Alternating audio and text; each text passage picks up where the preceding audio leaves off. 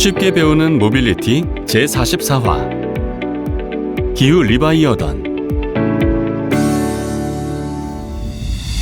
화석연료에 의존하는 탄소 자본주의가 야기한 기후위기는 인류를 포함한 생물종의 대멸종을 가져올 수 있는 심각한 상황을 낳았습니다.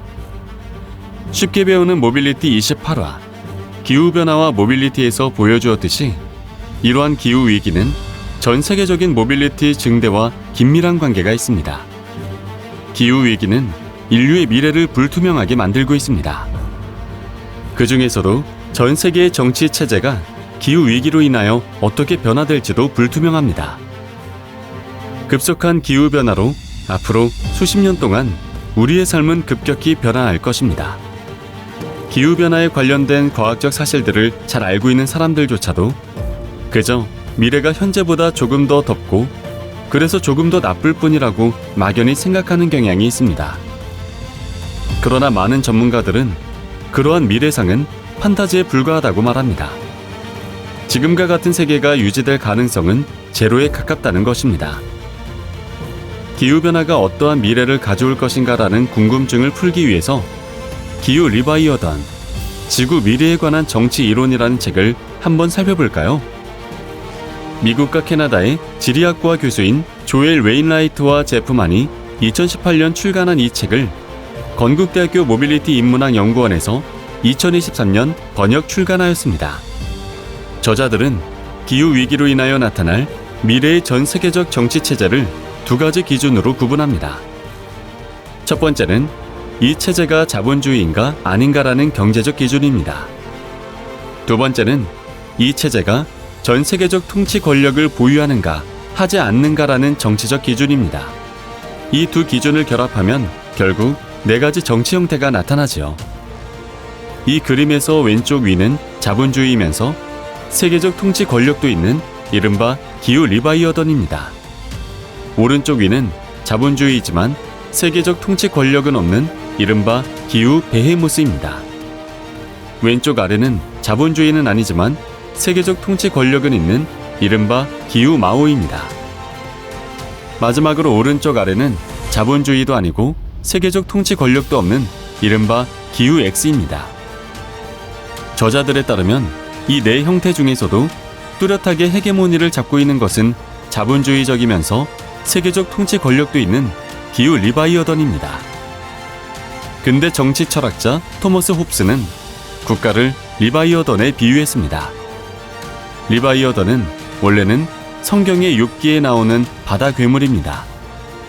이 책의 저자들은 리바이어던과 같은 거대한 체제가 세계적으로 자본주의 체제를 유지하는 가운데 권력을 장악하여 기후위기를 완화하거나 여기에 적응하기 위한 비상조치들을 취할 것이라고 봅니다. 현재 지배적인 국제적 기후체제가 바로 기후 리바이어던인 것입니다. 그러나 저자들에 따르면 이러한 기후 리바이어던은 자본주의라는 한계 내에서 실패를 거듭하고 있습니다. 그런데도 기후위기에 대응하기 위한 우리의 상상력은 대부분 기후 리바이어던에 머물러 있는 것입니다. 이에 비해 기후 베헤모스는 자본주의 체제는 유지하지만 세계적 차원의 통치 권력은 거부합니다. 이 그림은 화가이자 시인인 윌리엄 블레이크가 1825년 그린 베헤모스와 리바이어던이라는 그림입니다. 베헤모스도 성경의 욥기에 나오는 괴물이지만 이 그림에서 보여지듯이 육지 괴물입니다.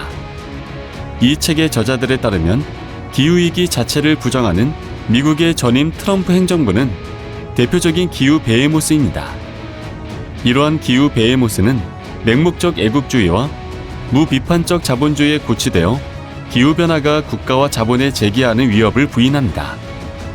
세 번째 체제인 기후 마오는 자본주의를 극복하는 경제체제를 지향하지만 기후 리바이어던과 마찬가지로 세계적 권력을 장악하여 기후위기에서 벗어나고자 합니다. 이 이름은 중국의 마오쩌둥에서 따왔지만 현재 중국은 자본주의 경제체제에 가깝기 때문에 실제 중국을 떠올려서는 안 됩니다. 마지막으로 저자들은 자본주의라는 경제체제와 세계적 통치 권력이라는 정치체제를 모두 거부하면서 기후위기를 극복하려는 어떤 미지의 체제를 상상하고 이를 기후 X라고 부릅니다. 그것은 구체적으로 어떤 모습으로 나타날지 아직 알 수 없기 때문에 X라고 불리는 것입니다. 저자들은 진보적 생태주의 운동을 비롯한 다양한 대안 세력에 의해 이런 체제가 만들어지기를 기대합니다. 가령 전 세계적으로 활발하게 펼쳐지고 있는 기후 정의 운동 등이 이런 세력이 될 수 있겠습니다. 기후 정의는 기후 위기가 환경 문제일 뿐만 아니라 사회 문제이기도 하다고 주장합니다.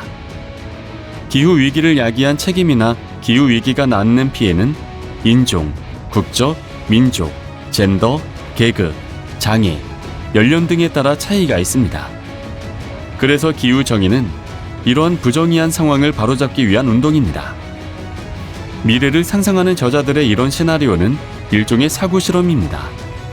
하지만 이를 통해 우리가 원하는 미래가 과연 어떤 것인지 생각해보고 이러한 미래를 위해 어떤 실천을 해야 하는지도 생각해볼 필요가 있습니다.